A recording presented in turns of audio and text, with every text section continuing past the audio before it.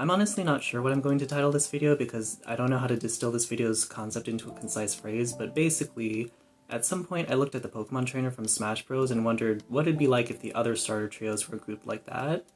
Keep in mind, this isn't going to be about which starters would be best for Smash, since I'm not a Smash player. I'm just trying to find the most broadly appealing combination of first, middle, and final stage starter Pokemon for, marketing purposes.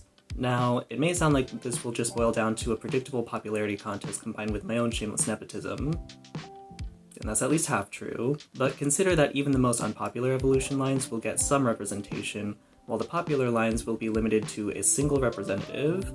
Furthermore, while the first and last stages get a lot of attention for being cute and powerful, respectively, the expectations for middle starters are a lot more ambiguous, which will make them an interesting wildcard for this discussion. Oh, and one last thing. To get an idea of which starters are most popular, I relied heavily on TrueGreen7's starter poll video for reference, as well as that one Japanese poll for the Paldean Pokemon.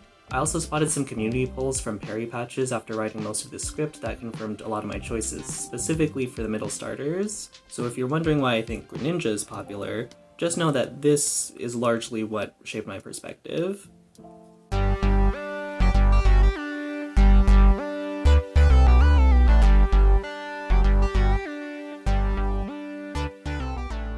So for the Kanto starters, they'll just stay the same as in Smash.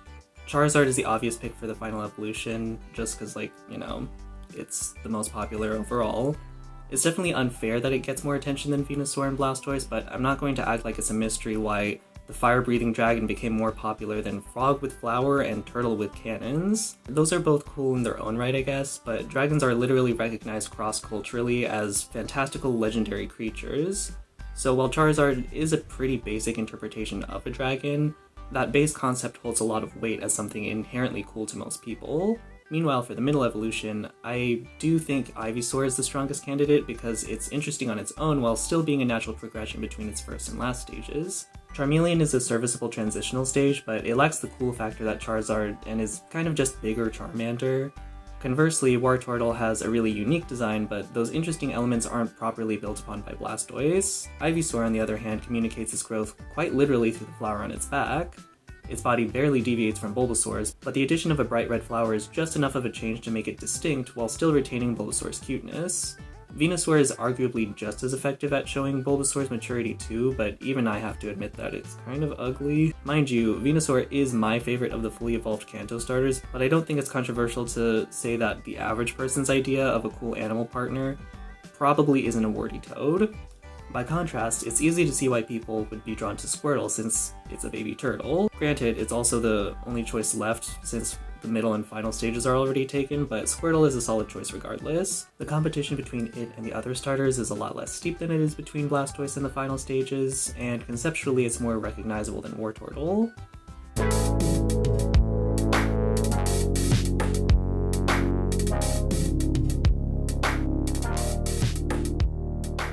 Despite being the starters that change the least throughout their evolution lines, I actually like all three middle stages of the Johto starters. They're simple, but they all have a nice mixture of soft and sharp features that makes them feel balanced. However, when choosing a representative for the middle stages, I have to go with Bayleaf simply because it's the coolest member of its family. Its nicked head leaf and curled leaves protruding from its neck give Bayleaf a mature edge that Meganium frankly doesn't have, while still maintaining Chikorita's simple body shape, just with more defined proportions. Technically, Meganium shares the same simplistic look as its pre-evolutions, but it feels more appropriate on Bayleaf since it's not fully evolved yet. As for who should represent the first and last stages, it's a much harder decision, but I think I have to go with Cyndaquil for the first stage and Feraligatr for the last stage. In Cyndaquil's case, I chose it because its timid personality and destructive fire powers combine to produce an excellent contrast that Typhlosion loses by becoming more aggressive, and while Feraligatr isn't that much more ferocious than Typhlosion, it retains more of Totodile's core appeal since it was always the rowdiest of the Johto starters. That means it's not as much of a loss to choose Feraligatr over its pre-evolution. Additionally, Feraligatr's spiky shape language and weird ridges make it look rough and complex, which helps it fit the idea of a powerful final evolution better than the other starters.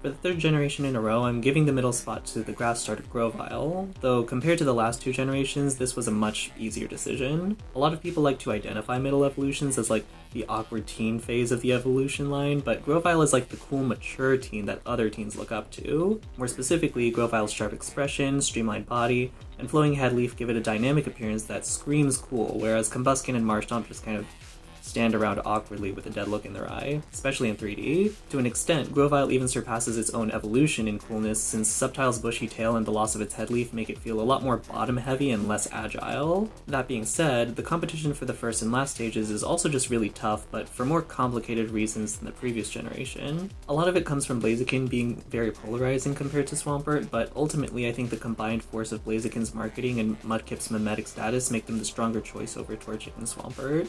To put it in simpler terms, Blaziken was the first Hoenn starter to appear in the anime and the first to gain a Mega Evolution, so despite its divisive design, it's clear that Game Freak and the Pokemon Company believe in its marketability. It's not my favorite of the final evolutions since I don't really like its hair, but I can see why its more angular silhouette would make it look cool to some people. As for Mudkip, while the average person probably wouldn't be able to tell what it is, it has cemented itself as a meme, so it'd be kind of foolish not to capitalize on its existing popularity if we're assuming that these trios are being put together for promotional purposes. If you think Torchic and Swampert should take these spots instead, that's totally understandable. In the anime, Torchic was literally chosen to be showcased in contests, which tells me that it's supposed to be like the cute one. And while Swampert isn't as beloved as its pre-evolution, it's far more recognizable as a member of its line, which means it's a much safer choice to represent the final forms of the Hoenn starters. It also broadens the group's appeal to people who want something bulky rather than sleek like Grovyle. However, I just don't see as much buzz about either of them compared to their respective evolutions, which is why I opted for Blaziken and Mudkip instead.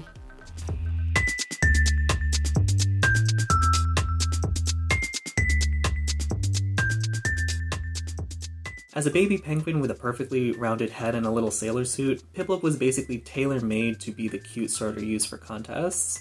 Though turtles and monkeys are cute too, Piplup is just exactly what you'd want from a penguin Pokemon, so it's pretty obvious that it would take the first spot. No one seems to be a huge fan of Prinplup anyway, with the former director of the anime even citing it as the reason Dawn's Piplup won't evolve. And while I think Empoleon ties its inspirations together very neatly, it faces stiff competition from Torterra and Infernape, who also execute their concepts very well. Between Torterra and Infernape, I feel like Infernape would be the expected choice to represent the final stages. It's strong and agile like Grovyle and Blaziken, and is literally based on Sun Wukong, which instantly gives it main character energy. However, I'd argue that Torterra is the more fitting choice for the final stage since it's the member of its family that fully delivers on the World Turtle concept. More than either of the other Sinnoh starters, it feels the most essential to understanding the line as a whole, whereas the Infernape line can still be well represented by Monferno, which naturally takes the middle spot. While it may not be as flashy, Monferno still holds some of that main character energy that Infernape has. It's just packaged into a younger, less experienced form that coincidentally helps it resemble the archetypal shonen protagonist that Sun Wukong inspired in the first place. Personally, I do like Monferno more than Infernape since its blue brow and yellow armbands are more subtle than its evolution's physical adornments, but I also just think it's more exciting than Grotle and Prinplup. Those two feel somewhat like obligatory transitional stages, but Monferno is good as both a transitional stage and a standalone Pokemon. Additionally, Monferno's extra markings and neck ruff just make it look way less naked than Chimchar.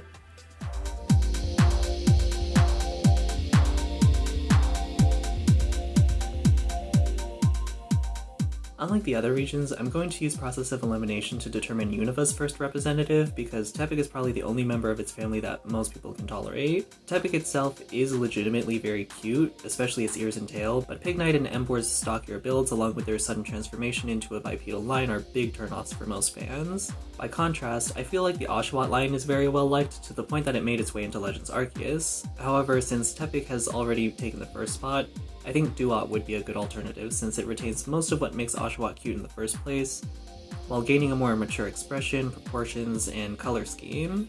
Samurott is popular in its own right, but its lack of resemblance to Oshawott and Duat bothers a lot of people, so I'm just gonna skip over that. Thankfully, Superior suffers no such weakness, because despite losing its limbs, it's arguably the most consistent Unova starter in terms of its overall appearance. It doesn't suddenly stand up or change species, and instead grows into its new body more gradually, eventually doing away with Servine's weird high heels and tucking away its stubby arms. Likewise, the smug attitude that makes Snivy kind of hard to approach becomes way more fitting once it evolves into Superior, since it has actually had time to mature into a more refined version of that personality. And as a side note, while the Unova starters aren't really that popular, I think it's cool how this combination offers something for everyone since their body types are surprisingly diverse.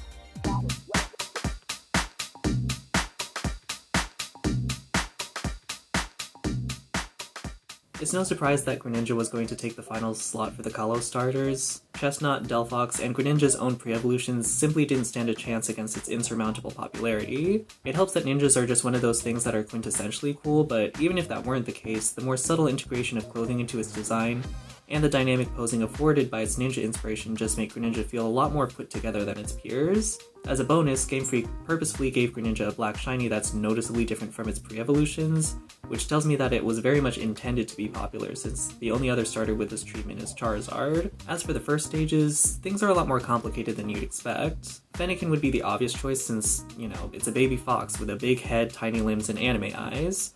Is basically a littlest pet shop toy, and it was even chosen as Serena's starter for the very visually based Pokemon showcases. However, picking Fennekin would also mean picking Quilladin, which is possibly the least popular starter form of all time. It suffers from pretty much the same problem that Pignite has, where its rotund body and uncanny expression give it a really awkward appearance, so making Chespin and Braixen the representatives for their respective lines instead would probably be the better choice. For Chespin, this is pretty much just due to process of elimination like Tepig.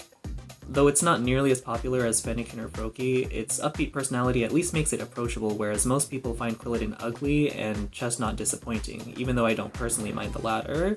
Braixen, meanwhile, has had a slightly more interesting marketing push as it managed to get into Pokken Tournament. It's not as prestigious as Smash, but getting any semblance of extra attention compared to its evolutions is a pretty significant accomplishment for a middle stage. Furthermore, while May's Torchic evolved all the way to Blaziken during her time in the anime, and Dawn's Piplup didn't evolve at all, Serena's Fennekin stopped at becoming a Braixen, only showing up as a Delphox later in Journeys. It helps that Braixen isn't swallowed up by like a giant draping robe like Delphox, but its magical girl inspiration and broomstick tail also give it a much more unique look than Fennekin. It's still far from being my favorite middle starter design overall, but it is the one that stands out the most to me amongst the Kalos starters.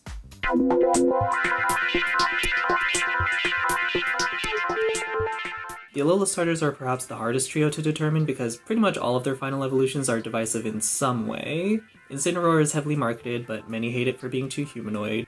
A lot of people admire Primarina's beauty, but others take issue with its feminine-coded appearance. And while Decidueye is very popular for being cool and mysterious, it has to compete with its adorably marketable pre-evolution Rowlet, which is just as well liked, if not more. So I'm just going to start with the middle stages because it's way easier to identify and eliminate the ones that people aren't invested in. Sadly, that immediately disqualifies Brionne since it's by far the least popular middle stage in this trio. Personally, I like it more than its evolutions, but I can see why some people would find its too dumb and its human expression uncanny. Dartrix, on the other hand, is fairly popular like the rest of its line, but since the competition between its evolutions is already so intense, I'm not confident that it could beat either of them, which leaves Torracat as the best middle stage candidate. Aside from its fiery bell collar, it doesn't stand out that much compared to Litten, or any other cat Pokemon for that matter, but it's not nearly as controversial as Incineroar, which is a pretty massive point in its favor. That means the battle for the first and last stages essentially comes down to Popplio and Primarina, since I've already established that Rowlet and Decidueye could kind of go either way. On the surface, I feel like Primarina should probably win since Popplio was the least popular starter upon release, and a lot of the love directed toward it now is partly a byproduct of eventually evolving into Primarina. But on the other hand, I haven't actually seen that much hate for Popplio since Sun and Moon's release. No one really bothers to articulate why they dislike it anyway, and at this point I think I've seen way more active hate toward Incineroar, if anything. At worst, most people just seem indifferent toward Popplio, whereas I've seen people complain about Primarina for not matching its gender ratio, and pandering to little girls, which is extremely unfair since none of the masculine starters get criticized for pandering to little boys, but anyway, even though it's a minor complaint, I do feel like it's notable enough to tip the scale in Popplio and Decidueye's favor, though I'm open to hearing out people who think otherwise. Personally, I would have preferred a combination of Rowlet, Brionne, and Incineroar instead, since those are my favorites of their respective lines. Rowlet is easily the cutest of the first stages, with his perfectly round body, blank eyes, and bow tie giving it a wonderful simplicity. Brion is often criticized for looking like an awkward sausage in a tutu, but that's actually what I find so endearing about it, along with its glimmering eyes. Its snout also blends into its face more seamlessly than Poplio's, and it doesn't appear to have detachable accessories like Primarina. And finally, Incineroar just has multiple elements that look cool to me, like its stripes, its ripped muscle shirt, and its campy proportions, as well as its fun personality. It's not a perfect design by any means. In fact, I think Decidueye ties its inspirations together way more neatly than Incineroar, but I love it anyway. So if I see any Incineroar slander in the comments, I will delete you. Not your comment, you, I swear to God.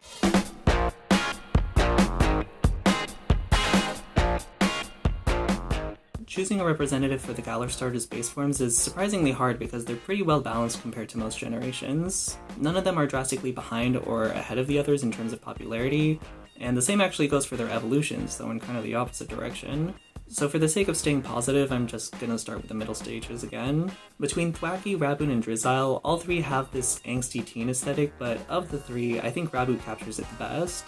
Its low-hanging ears, half-lidded expression, great tracksuit, and high collar all convey this emo energy, which is pretty unique for a rabbit Pokemon, while still functioning as a good transitional stage due to emphasizing Scorbunny's soccer motif. Drizzile comes close to matching Raboot's energy with its emo fringe and flat expression, but its design is comparatively bare and doesn't point to it becoming a spy aside from its glove hands. And sadly, while I really like Thwackey's various design elements, a lot of people just can't take it seriously due to its bright colors and banana body. That being said, Rillaboom seems to be pretty well liked, at least compared to its peers, so I think it would be the best representative for the final evolutions.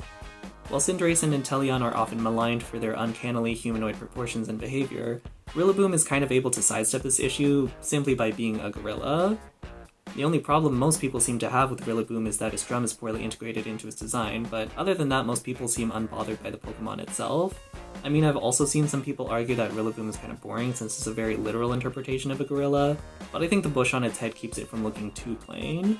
Anyway, this leaves Sobble as the main representative for its own family, and with how divisive Inteleon is, this shouldn't come as that much of a surprise. Inteleon's spy motif is cool in concept since it blends well with its chameleon origins and capitalizes on Greninja's popularity as a stealthy water type, but in execution it's just very messy. Most people's complaints go to its extreme proportions, but I'd like to add that its cape also disrupts its otherwise fluid silhouette.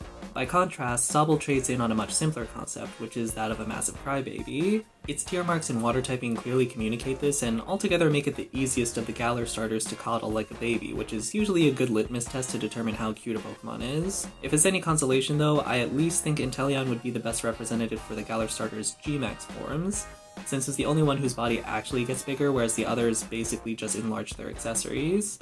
That and using its massive tail as a sniper tower is just really cool.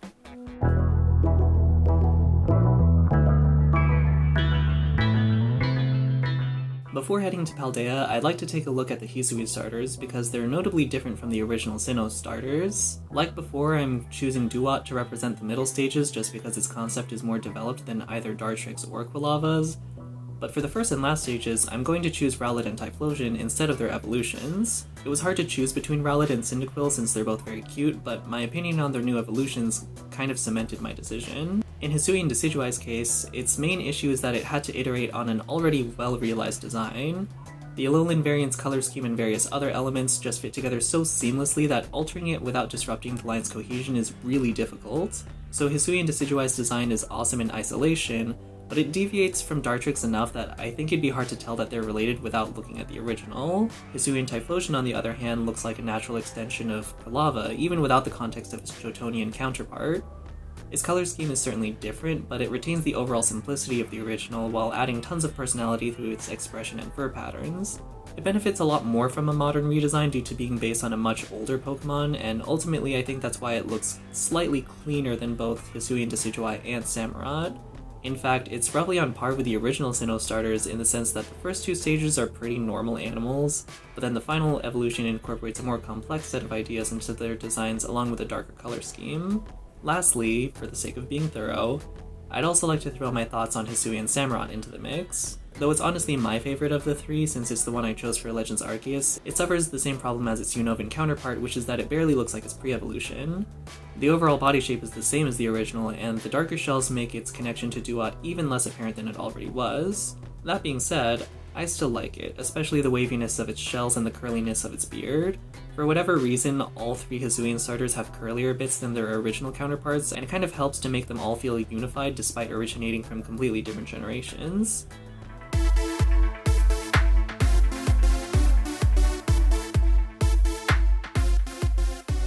So, at long last, I've finally arrived at the Paldea starters, and much like Tepig and Chespin before it, Quaxly will represent its line because its evolutions are significantly less popular. I mean, I've definitely seen some love for Quaquaval's fruity design, but that flamboyance, along with its humanoid proportions, is just as often cited as a reason that it's hated. Meanwhile, Quaxwell is just completely off the radar in terms of popularity, so I'm pretty sure Quaxly would be the most broadly appealing member of its family, even if it's undeniably the least popular amongst the base stage starters. However, that brings us to the middle and final evolutions, where I'm a lot less confident on who should represent which stage. Like, in my opinion, Florigato deserves to be the face of the middle starters because its yo-yo, handkerchief, and Puss in Boots proportions make it the perfect blend of cute and cool, essentially combining the best parts of its evolutions without being too artificial or too humanoid. Skeledirge would then serve as the badass final evolution, since being a ghost crocodile with a flaming skull sounds like the most over-the-top idea of a cool Pokemon you could think of.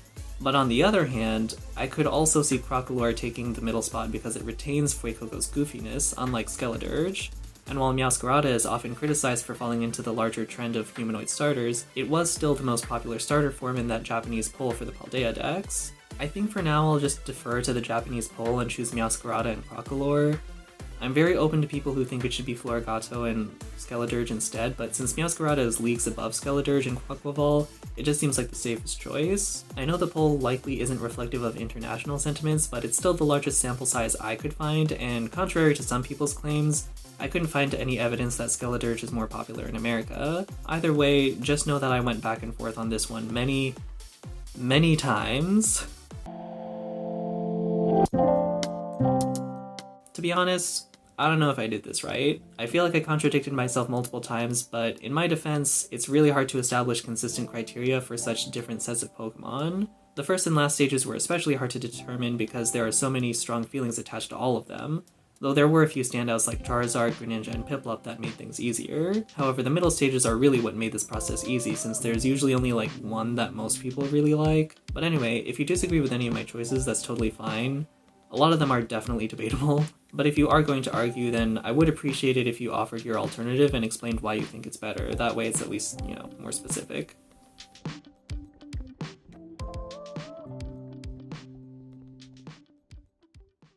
So there are definitely parts of Incineroar's design that I think are dumb. Its fingers look like sausages, the fire belt is unnatural, and I'm not a huge fan of the way that the fur on its face kind of like splays out like this. But there are a load of criticisms that I'm just tired of seeing. Like, it stands up out of nowhere is pretty common, even though Pokemon like Zoroark do the exact same thing. I can relate to that feeling of uncanniness after seeing Purloin in 3D, but it's still kind of annoying. Its furry bait is also pretty common, but similar to Primarina being made for girls, it doesn't actually tell me why the design is bad. Like, if you just aren't into furries, that's fine, but saying that the design is bad because it doesn't appeal to you is kind of lazy. And in any case, you're the one who wants to see Incineroar get on all fours. The bipedal equals bad talking point also relates to people's disappointment that Incineroar didn't turn into a more normal-looking tiger Pokemon. I can't really fault people for wanting Incineroar to just be a tiger, but if you were expecting it to be one, then I do find that kind of funny, since starter designs haven't been that simple since like Gen 3. The wrestling motif does come out of nowhere, but the idea itself isn't that bizarre since the tiger mask persona has existed in Japanese wrestling for years, and has even spread outside of Japan. If anything, I'd put more of the blame on Torracat for not being adjusted to fit the theme once they settled on Incineroar's design.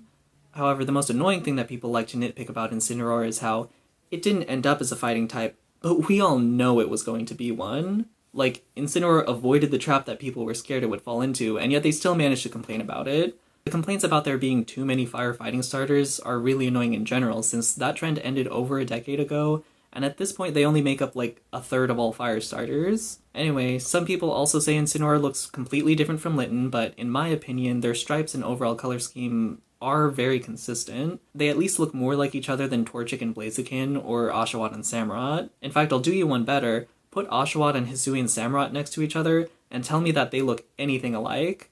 The last one I want to cover for now is that Incineroar is like overrated.